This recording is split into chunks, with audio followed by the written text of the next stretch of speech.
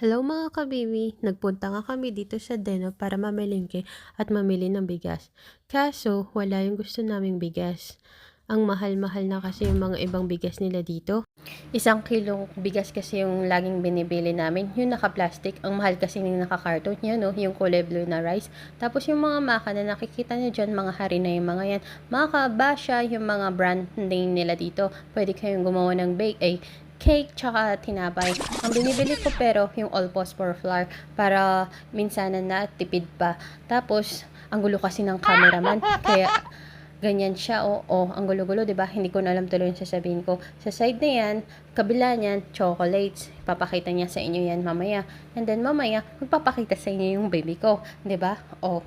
May kuskus pa diyan sa taas. Tapos, yung kuskus, yung kinakain ng bibi ko na gusto niya mag-diet ko, no? Pero, puro chocolate naman ang kinakain niya. Sa kabila naman yan, katabi niyan, mga palaman. Diba? Ayan na siya. Mga nakadiladang peach and then yung mga gelatin. And then ngayon, nagpunta naman kami dito at bumili ng paa kasi sobrang nag-crave na kasi ako sa Adidas. Kaya gustong gusto ko nang kumain ng adobo. Napakasarap pa naman yan. Lalo na kapag sinabawan din, masarap din yan isigang. Kaso nga lang, mas gusto kong kumain ngayon ng adobo.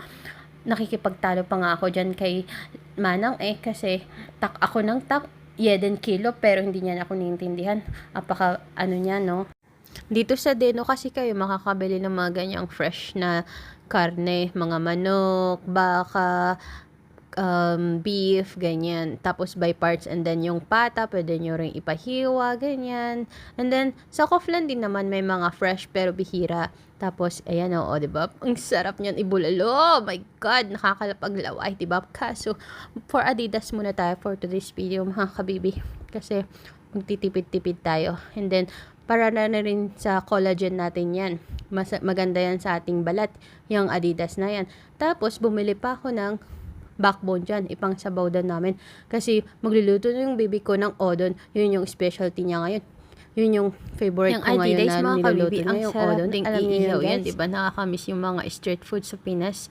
Lalong-lalo na yung Betamax, isaw. Kaso wala yung dito. Hindi sila nagtitinda talaga ng mga organs. Kaya yung mga yan lang nabibili namin at natitikman namin, mga kabibi.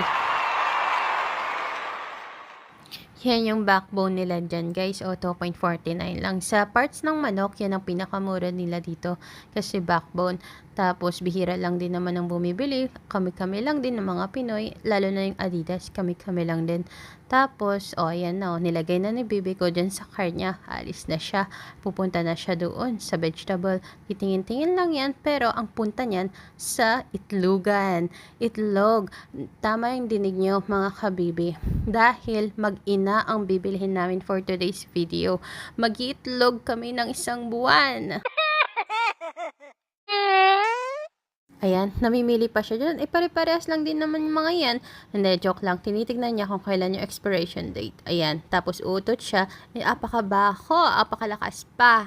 Ayan, umikot na naman siya doon sa may gulayan. Tapos, bibili na siya ng ogoric. Ogoric means yung yung pipinong napakaliit, apakasarap. Pinagpipili ko siya dyan, yung matigas, kasi gusto ko yung crunchy. At gusto ko kasing magsawsaw ng suka ngayon. Wala kasing mangga dito na hilaw para, magsawsaw sana ako ng suka. Asin, ganyan, bagoong. Kaso, mas pinili ko na lang yung ogor kasi mas masustansya sa katawan, maganda sa skin. Okay, yun lang mga kabibi. Bye!